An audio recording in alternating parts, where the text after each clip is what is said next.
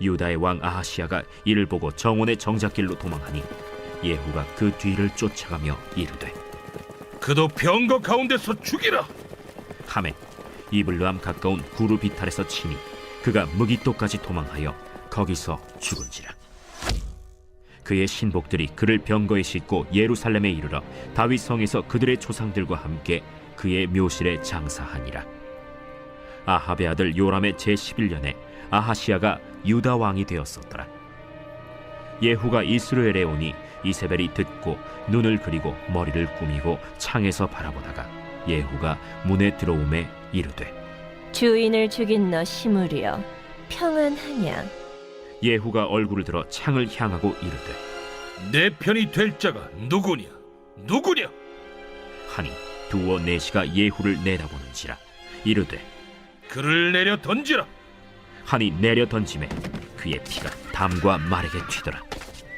예후가 그의 시체를 밟으니라. 예후가 들어가서 먹고 마시고 이르되 가서 이 저주받은 여자를 찾아 장사하라. 그는 왕의 딸이니라. 하매 가서 장사하려 한즉 그 두골과 발과 그의 손 외에는 찾지 못한지라.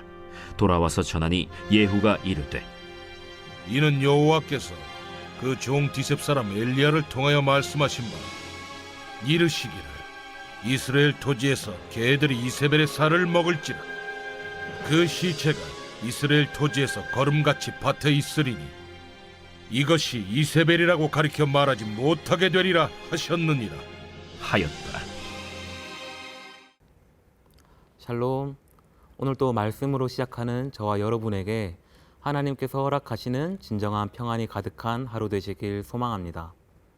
오늘 말씀은 어제에 이어서 하나님의 심판이 이어집니다.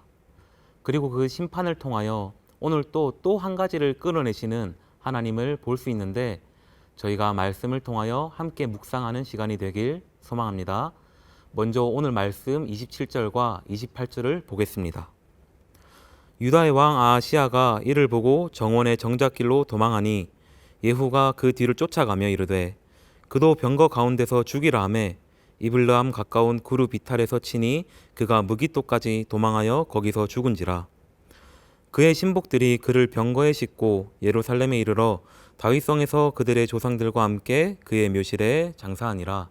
아멘. 하나님께서는 특별히 정통 다윗 왕조인 남유다를 많이 아끼셨습니다. 아하시야의 이전 왕인 여호람 때도 아합의 영향을 받아 바알 숭배를 하였지만 하나님께서는 다윗에게 항상 등불을 주시겠다고 한 약속을 지키시기 위하여 유다를 멸하시지 않으셨습니다. 그 정도로 하나님께서는 남유다를 아끼셨습니다. 하지만 아하시야 때는 달랐습니다. 아하시야는 여호람을 이어 왕이 된 다음에도 본인의 악행을 전혀 돌이키지 않았고 여전히 우상을 숭배하며 자신만의 평안을 위해 살아갔습니다. 그 결과 여호람과는 다르게 아하시야는 오늘의 말씀과 같이 하나님의 정의와 심판을 받게 되었습니다. 같은 집안 식구였던 요람을 보러 왔다가 이렇게 허무하게 인생이 끝이 납니다. 겨우 1년 남짓한 시간 동안 왕으로 있으면서 왜 뭐 그렇다 할 역할도 없이 그저 이렇게 역사 속으로 사라집니다. 하나님이 아끼시던 나라의 왕이었지만 그가 여전히 악에 머물러 있다면 하나님께서는 끊어내시는 것을 볼 수 있습니다. 그것은 아무리 천하를 호령하는 사람이라도 시편 39편의 고백을 빌리자면 하나님의 공의로우심 앞에서는 모두 한낱 입김일 뿐입니다. 이어서 나오는 이세벨이 그러했습니다. 세상을 다 가진 것 마냥 마음대로 행동하고 야훼 신앙으로 하나님을 믿어왔던 이스라엘 백성들에게 바알 신앙을 주입시키며 부도덕한 생활을 장려한 인물이었습니다. 심지어 하나님께서 세우신 법이었던 조상의 유산을 타인에게 양도하지 말라는 법까지도 무시하며 이스라엘 성읍 근처에 있던 포도원의 주인인 나봇을 마녀사냥으로 살해하면서 그의 땅을 갈취하는 일도 스스럼없이 저지릅니다. 그런 그녀의 마지막이 어떻게 되는지 오늘 말씀에 나오는데 계속해서 보겠습니다. 30절과 31절입니다. 예후가 이스라엘에 오니 이세벨이 듣고 눈을 그리고 머리를 꾸미고 창에서 바라보다가 예후가 문에 들어오매 이르되 주인을 죽인 너 시므리여 평안하냐 하니. 아멘. 이세벨은 최후의 순간까지도 참 어찌 보면 대단한 사람이었습니다. 예후가 쿠데타를 일으켜 자신의 아들인 요람을 죽이고 지금 자신에게로 오고 있다는 소식을 듣고도 그녀는 슬퍼하거나 용서를 빌기는커녕 오히려 꽃단장을 합니다.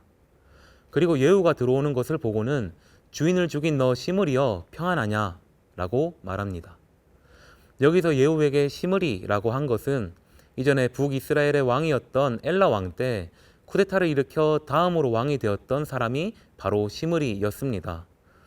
그런데 시므리는 왕으로서 재위 기간이 겨우 7일밖에 되지 않았고 본인이 궁궐에 불을 질러 스스로 목숨을 끊었던 비참한 최후를 맞이한 인물이었습니다. 그러니 지금 이세벨은 예후에게 너도 시므리랑 똑같을 것이다 라는 저주를 하고 있는 것입니다. 계속해서 말씀을 보겠습니다. 32절과 33절입니다. 예후가 얼굴을 들어 창을 향하고 이르되 내 편이 될 자는 누구냐 하니 두어 내시가 예후를 내다보는지라. 이르되 그를 내려 던지려 하니 내려 던짐에 그의 피가 담과 말에게 튀더라. 예후가 그의 시체를 밟으니라. 아멘. 그런 말을 들은 예후는 전혀 아랑곳하지 않고 창문을 통해 자신의 편이 될 자를 찾았고 창문 밖으로 두세 명의 내시가 예후를 내다보았습니다. 그리고 예후는 그들에게 이세벨을 창밖으로 내던지라고 명령하였고 그 명령을 들은 내시는 바로 이세벨을 창밖으로 던지게 됩니다. 그리고 그것도 모자라 이세벨은 이미 떨어져 죽은 상태였지만 더 끔찍하게 예후에게 밟혀서 처참히 죽게 됩니다. 이것이 이세벨의 최후였습니다. 그녀가 마지막에 시므리와 같을 것이다 라고 저주했던 내용도 결국에는 하나도 들어맞지 않았습니다. 예후는 그대로 북이스라엘의 왕이 되었고 그렇게 5대나 자신의 왕조를 유지했습니다. 그리고 또 그녀는 예후의 손에 죽은 것도 아니었습니다. 자신의 시종을 들던 내시의 손에 의해서 최후를 맞이했습니다. 어쩌면 이 부분도 이세벨에게 있어서 가장 비참한 부분이지 않을까 싶습니다. 북이스라엘에서 가장 실세였던 그 콧대 높았던 이세벨이 시종일관 자신의 시종을 들었던 내시에 의해 죽게 되는 것. 아마 예후의 손에 처리될 것이라 생각하고 자기 딴에는 멋있게 최후를 맞이하려고 꽃단장을 하였지만 평소 그 누구도 거들떠보지 않았던 내시에게 죽임을 당하게 됩니다. 하나님께서는 그 어느 것도 이세벨의 바람대로 심판하시지 않으십니다. 오직 하나님께서 이미 말씀하셨던 그 언약대로 이세벨은 결국 시신도 제대로 찾지 못하고 들개들이 살을 뜯어가 머리뼈와 손과 발 외에는 아무것도 남겨지지 않았습니다. 그렇게 천하를 호령하던 이세벨도 하나님의 공의로우심 앞에서는 한낱 입김에 불과한 인물이었습니다. 오늘의 이 큐티 말씀이 아침부터 묵상하기에는 참 거북할 정도로 잔인한 말씀이지만 이 이세벨을 끊어내는 하나님을 통해서 알 수 있는 것이 하나 있습니다. 그것은 바로 이세벨과 같이 자기의 욕심을 채우기 위해 하나님을 이용하는 것을 끊어내시는 하나님입니다. 이세벨은 나봇의 포도원을 갈취하기 위해서 이스라엘 성읍 안에 있는 장로와 귀족들에게 편지를 합니다. 그 내용은 나봇이 하나님과 그가 세운 왕을 저주하였으니 돌을 던져 죽이라는 것이었습니다. 그것은 물론 거짓말이었고 단순히 나봇이 가지고 있는 포도원을 뺏기 위한 계략이었습니다. 이세벨은 우상을 숭배하던 사람이었지만 그녀는 자신의 욕심을 채우기 위해 하나님의 이름을 이용하였습니다. 우리도 살아가면서 나의 평안을 위해, 나의 욕심을 위해, 나의 만족과 유익을 위해 하나님을 이용할 때가 참 많습니다. 그 예로 내가 필요할 때만 하나님을 찾는 것, 하나님의 이름으로 이웃을 정죄하는 것, 하나님께서 달란트를 주셨다고 고백하면서 오롯이 자신의 유익을 위해 달란트를 쓰는 것 등등 우리의 삶에서 참 비일비재히 일어나는 일들입니다. 오늘의 이 말씀을 통해 지금까지 그렇게 살아온 나의 인생을 돌이켜보며 삶이 순탄할 때도 하나님을 구하고 원수가 있더라도 정죄보단 사랑으로 용서하며 하나님께서 주신 달란트를 이웃에게 아낌없이 베푸는 그런 변화된 오늘을 살아가는 저와 여러분들이 되길 소망합니다. 하나님의 선교, 하나님의 사랑에 귀하게 쓰임받는 청지기의 삶을 살아가는 저와 여러분들이 되길 소망합니다. 기도하겠습니다. 사랑이 많으신 하나님 감사합니다.